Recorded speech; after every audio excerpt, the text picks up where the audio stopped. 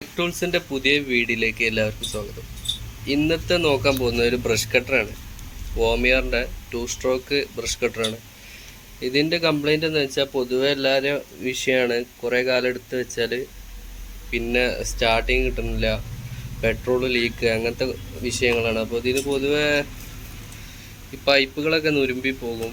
പിന്നെ അതേപോലെ ഇത് പമ്പ് പ്രൈമർ കംപ്ലൈൻ്റ് ആവും. അപ്പോൾ അതൊക്കെ മാറ്റാം. നമുക്ക് പെട്രോൾ ഫിൽറ്റർ അങ്ങനത്തെ കുറച്ച് കാര്യങ്ങളുണ്ട്. അത് ഫിൽറ്റർ ടോപ്പ് അയക്കുക. ഫിൽറ്റർ ഇതൊന്ന് അയച്ചു നോക്കാം.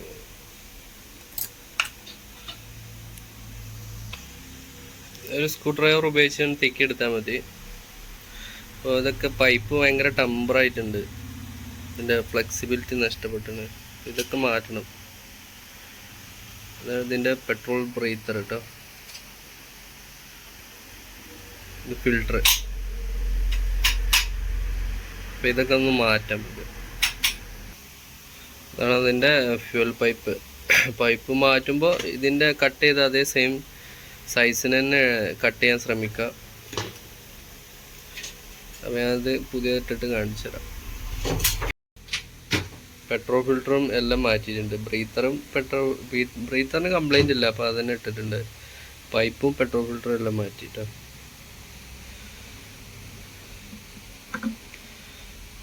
സെറ്റ് ചെയ്യാം. പൈപ്പുകളെല്ലാം ഇട്ട് കഴിഞ്ഞ് ഈ പമ്പ് പ്രൈമർ വയ്ക്കാം. അതിങ്ങനെ ഉണ്ടാക്കിയാൽ കിട്ടും. അത് മാറ്റി നേരെ 2 പൈപ്പ് ഉണ്ടാവും. ഒന്ന് ഇതിൽ നിന്ന് വരുന്ന പൈപ്പും ഒന്ന് ഈ കാർബറേറ്ററിൽ നിന്ന് വരുന്ന പൈപ്പും.